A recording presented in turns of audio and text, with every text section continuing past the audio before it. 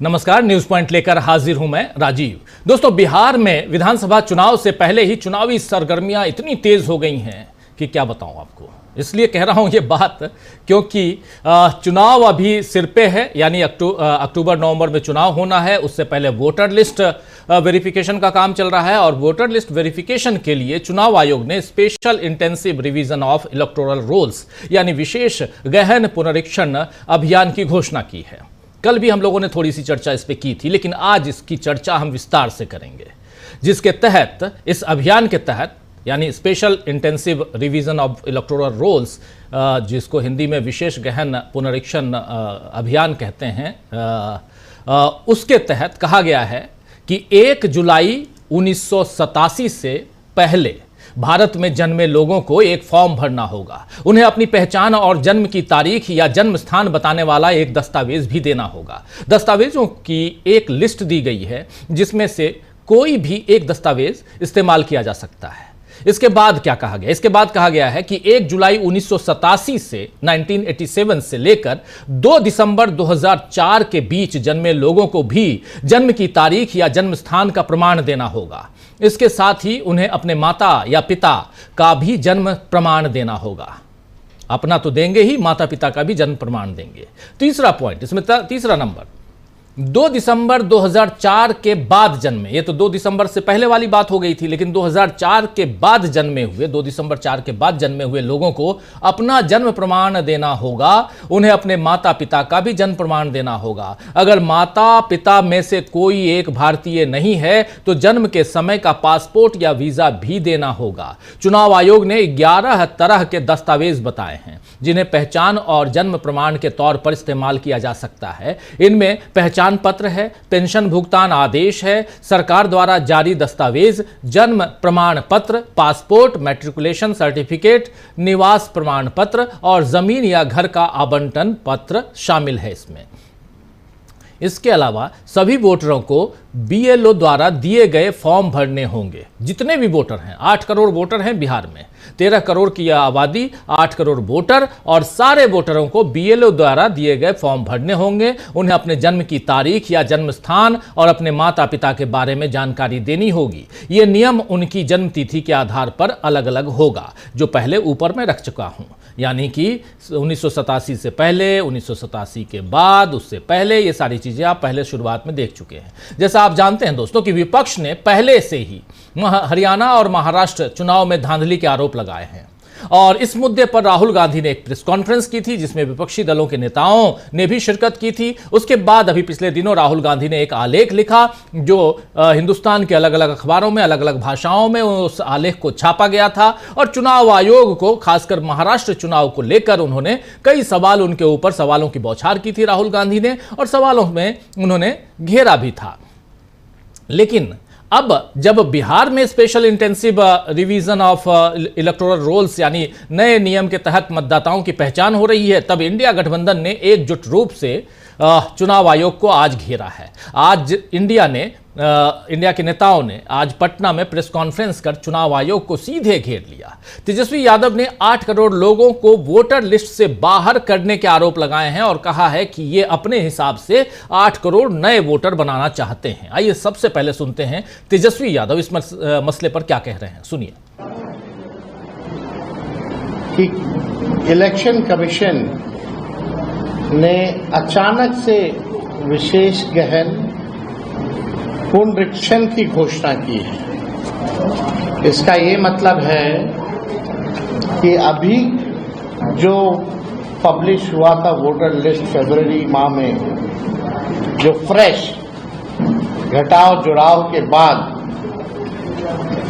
अब पूरे 8 करोड़ बिहारियों का वोटर लिस्ट जो है उसको साइड कर दिया गया है।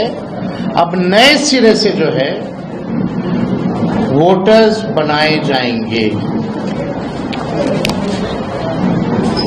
अब ये साफ तौर पे सवाल उठता है कि ठीक चुनाव से 2 महीने पहले आप ये काम क्यों कर रहे हैं, और लगभग क्या ये पॉसिबल है कि 8 करोड़ लोगों का 25 दिन के अंदर आप वोटर्स बना लें, डोर टू डोर जाएं, और यही नहीं, ऐसे ऐसे डॉक्यूमेंट्स मांगे गए हैं जो गरीबों के पास होंगे ही नहीं। अभी हम काफी डिटेल में एक एक करके है अपनी बात को हम रखेंगे, और सवाल जो है हम लोग इलेक्शन कमीशन से पूछना चाहते हैं, और आने वाले समय में हम लोगों का एक डेलीगेशन भी जो है इलेक्शन कमीशन जाएगा। बात स्पष्ट है, नीतीश जी, मोदी जी डरे हुए हैं। वो बिहार के हार को देखते हुए, तो तेजस्वी यादव को आप सुन रहे थे। इसी प्रेस कॉन्फ्रेंस में पटना में कांग्रेस प्रवक्ता पवन खेड़ा ने भी अपनी बातें रखी और उन्होंने कहा कि बिहार के लोगों के अधिकारों पर डाका डाला जा रहा है। बिहार में विधानसभा चुनाव के ठीक पहले साजिशन मतदाताओं का विशेष गहन पुनरीक्षण यानी SIR किया जा रहा है, और इसमें घर घर जाकर वोटरों को सत्यापित किया जाएगा और उनसे उनकी नागरिकता साबित करने को कहा जाएगा। ये खुले तौर पर साजिश है और डाका है। आइए जरा सुन लीजिए पवन खेड़ा को। संकट आता है तो शहर की तरफ, जब एनडीए पर संकट आता है तो चुनाव आयोग की तरफ। गांधी जी के 3 बंदर थे, वो न बुरा देखते थे, न बुरा कहते थे, न बुरा सुनते थे। मोदी जी के भी 3 बंदर हैं, वो न सच सुनते हैं, न सच देखते हैं, न सच बोलते हैं। वो है चुनाव आयोग। चुनाव आयोग पर दबाव इंडिया गठबंधन लगातार बना रहा है। राहुल जी लगातार चिट्ठियां भी लिख रहे हैं, आर्टिकल भी लिख रहे हैं, खड़गे साहब ने उनको कठपुतली तक करार कर। हमारे भाई तेजस्वी यादव जी लगातार दबाव बनाए हुए, हमारे इंडिया गठबंधन के बाकी साथी भी बनाए। जवाब भारतीय जनता पार्टी से आता है। सवाल चुनाव आयोग से पूछ रहे हैं, जवाब भारतीय जनता पार्टी से आता है। हम ये जानना चाहते हैं रिश्ता क्या कह रहा है, क्यों आप जवाब दे रहे? दीजिए जवाब। चुनाव आयोग सामने आए, फुटेज कहते हैं, वीडियो फुटेज, जो वोटिंग के दिन की वीडियो फुटेज है, अब वो नहीं दे रहे। 45 दिन उन्होंने मियाद कम कर दी। बोले साहब प्रिवेसी आ जाती है, वो हटा रहे हैं। क्यों हटा रहे? छिपाने को क्या है? अभी हम यही संघर्ष कर रहे थे कि अचानक बिहार में एक डाका डालने आ गया चुनाव आयोग, और डाका। तो ये कांग्रेस प्रवक्ता पवन खेड़ा अपनी बात रख रहे थे इसी प्रेस कॉन्फ्रेंस में, और इस दौरान CPI-ML के राष्ट्रीय महासचिव आप देख रहे थे बगल में बैठे थे दीपांकर भट्टाचार्य। उन्होंने भी चुनाव आयोग की कोशिश पर सवाल उठाए कि इसे NRC बताया है, कि ये NRC की तहत NRC की तरह या उस राह पर ले जाने की कोशिश है। इधर अखिलेश यादव ने भी खुले तौर पर तेजस्वी यादव का समर्थन किया है। कल आपने सुना था ममता बनर्जी ने भी इसी मसले पर अपनी बात रखी थी। आज अखिलेश यादव ने क्या कुछ कहा, जरा उनको भी सुन लेते हैं इसी मसले पे और आगे बढ़ेंगे। बहुत कुछ इसमें है, सुनिए अभी। भारतीय जनता पार्टी पीछे के दरवाजे से कुछ भी कर सकती है और पीछे ही पीछे किसी से भी हाथ मिला सकती है। जब 18,000 वोट 2019 में जो थे और 2022 में जिनको डिलीट कर दिया गया था, और उसको हम लोगों ने आरोप लगाया था कि भारतीय जनता पार्टी ने उन लोगों के नाम डिलीट कर दिए जिन्होंने 2019 में वोट डाले थे, 2022 में वोट नहीं डाल पाए। उस पर उन्होंने नोटिस दिया था समाजवादी पार्टी को।